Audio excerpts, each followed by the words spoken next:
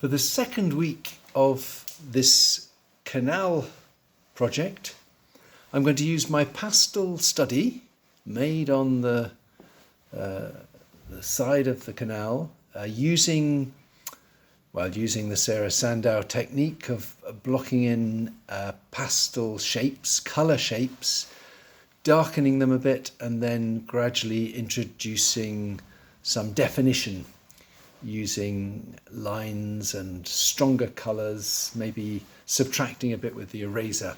So I'm going to follow a similar kind of technique in order to make an oil sketch. So I've got a piece of white primed canvas. Those of you coming to the studio on Monday, I'll furnish you with that. It's somewhere between A5 and A4, and I'm going to take the same approach with the oil sketch that I took with pastel. You could call this the Renoir approach, really, because Renoir was known for working on a white canvas and putting down some quite thin paint to start, some blocks of colour that weren't really very, well, what should we say, very definite. Much in the way that I described with the pastel. So Renoir would work with, on the white surface, with very dilute oil paint, sometimes known as Renoir's sauce, and he would lay out, as I'm saying, quite loose and dilute colour shapes, just in the way that I and we did with pastel. So you probably might guess that's the bridge. The stories are that when Renoir did it, people didn't always know at the beginning, what was going on, what exactly is he describing there. And as you'll see, and as you can imagine, because I'm working into a white surface with wet paint, as these shapes meet each other, the colours will mix a bit. It's not something that you can control, or it's something that you might not want to control too much initially, because some of that mixing is beneficial to the way that colour develops.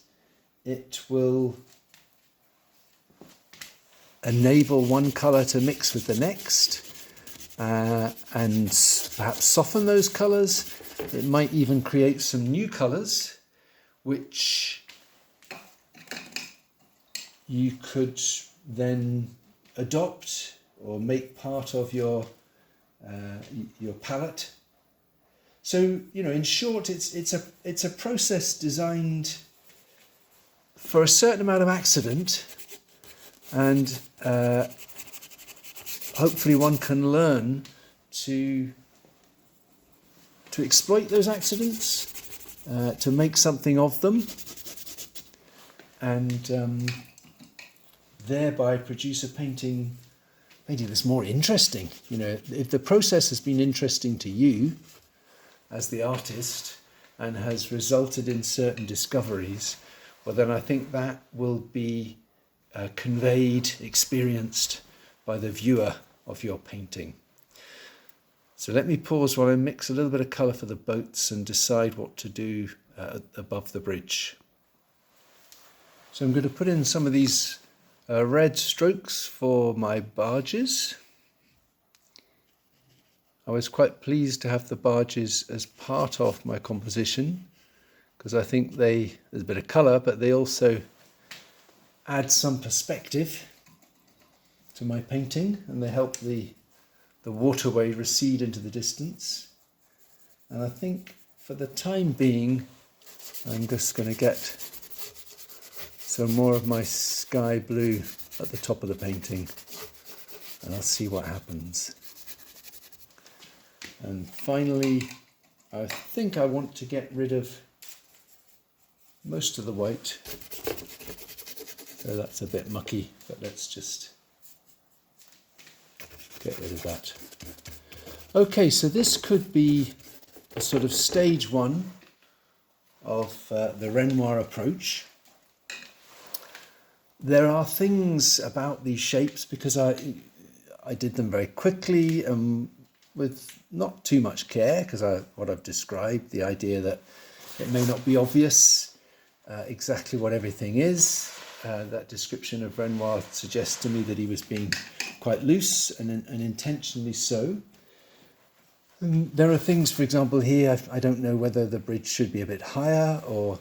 but I'm not going to retreat from that. I'm going to go on to the second stage, which is to darken some of the darker tones. So these colours that I've used were based on very much on the pastels that I used, a couple of browns and some green, blue, red.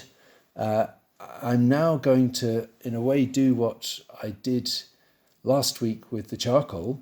I'm going to make some darker versions of these colours, and I'm going to darken some of the dark tones. And in that respect, I'll be able to put in the underside of the bridge. And that may require me to change things, but I'll see. So it's a process. It's an evolving image that I'm trying to produce in such a way that I get something of a surprise back. So with this darker version of my bridge brown, I'm now going to be a little bit more definite about some of those dark shapes. So that's the underside of the bridge. And I think this is, in a way, a very useful lesson, a useful thing to experience. It's often the dark tone, I mean, this is a bit of a generalization, but that will hold together, add a certain amount of definition to an image. And so that business of looking with your eyes half closed and seeing where the dark contrast is can be very useful. So there we go, I've got a bit more of a bridge. When I was working with pastel on the white cartridge paper, I also did a bit of erasing. So I think that's what I'll do here.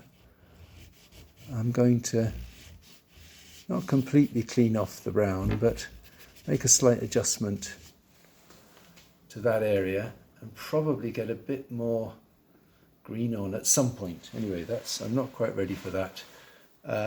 I think what I'd like to do now is make almost the equivalent of these charcoal greys, because I'm going to use them again to darken, deepen some of the quayside and the bases of these boats. So this is a stage 2. The first stage was very much transparent paint, thin paint, which you can see runs down the painting in places. Stage 2 is darkening some of those colours, but also using paint that's probably slightly less transparent.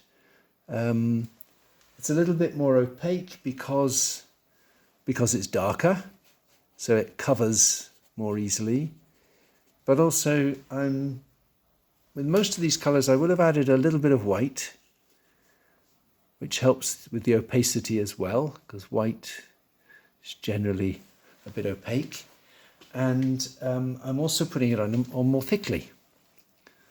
So hopefully you can see that's a process where things can start off thinly, vaguely, and then become more definite. And this adding of definition hopefully isn't purely a case of correcting, but if I do it in this way, I can hopefully see things about the way colours have accidentally mixed at the edges of the different shapes and possibly run or whatever. I can see some sort of potential in that to to build on, to hang on to, and use in some way. So that's my barges receding there. Maybe just a little bit more. So obviously this is, wet in wet, so I'm trying to manage how much these darker lines mix with what's there. But you can probably still you can probably see it's still fairly thin paint.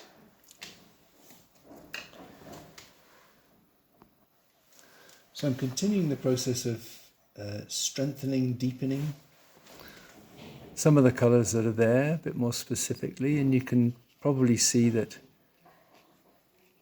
this is a darker version of that green, but it's actually only darker because I'm putting it on slightly more thickly.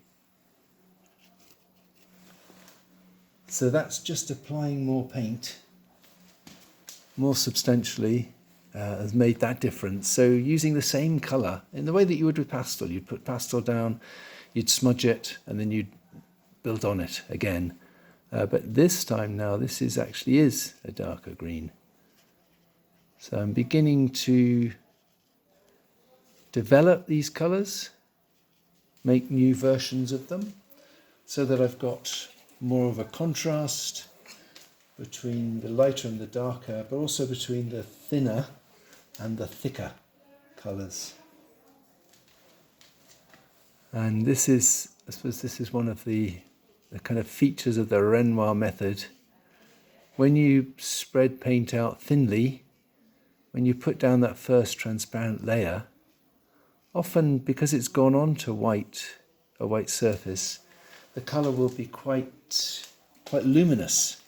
It will be almost strengthened by being on a white surface. And that has a value in it because it means as you begin to develop colour, sometimes you've got to heighten the colour in order to really match that luminous colour that's there already. So for example, the bridge here now, I've mixed something which is going to go on a little bit more thickly, a little bit more opaquely. It's related to the brown that I made before, but it's actually got to have a lot more, in this case, yellow ochre and cadmium red, in order for it to really stand out, so that it doesn't look dull next to that spread out brown, which I know is dull anyway, but I hope the point is made. But I'm not completely covering my dull spread out brown. I'm just building up smaller, more kind of discrete marks so that any area like that of the bridge can be comprised of the thin paint of stage one, the darkening of the second stage, and then also this third layer. So there's still things I have to decide. I don't know what's going to happen up here, but that's all three stages in the bridge at least. So I'll do something more like that to the water, because for the water I want to get some of the original light blue on just a little bit more thickly, and I'll also use, you can see I'm using a kind of horizontal brush stroke. Maybe that reflects some of the kind of ripples of the water. So that's the lighter colour. And actually this, obviously thin, transparent paint is quite a useful device for trying to paint the watery quality of water. But again, I'm not filling it in. I would like a combination of thicker and thinner paint, which will begin to suggest the depths of the water and its sort of reflective reflective nature.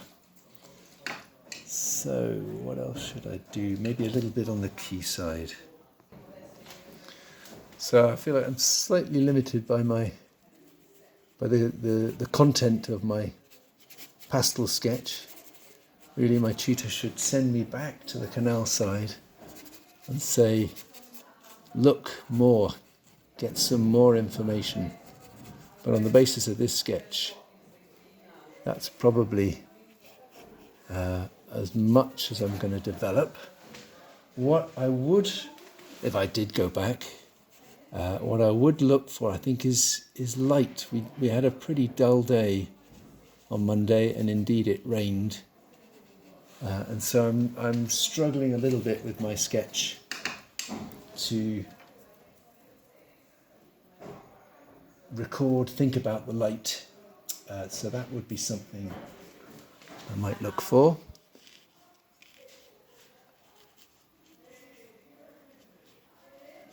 But hopefully that's enough of a start to just get you to think in terms of turning that pastel technique of working on white and building up from colour shapes, gradually adding definition, to see how you can do that with oil paint. And I think it would be very much a case of going back to more information in a study or a photograph to see how to take that further. And I think I have my doubts about what's above the bridge, whether my composition actually should be mainly the frame and the view through the perspective of the bridge through the view. So let's just end by resolving some of this with a bit more green. Okay, so I will see some of you in the studio on Monday, and I'll be set up for you to work with oil paint and experiment with turning some of your pastel studies into an oil sketch like this. All right, we'll see you then. Bye-bye.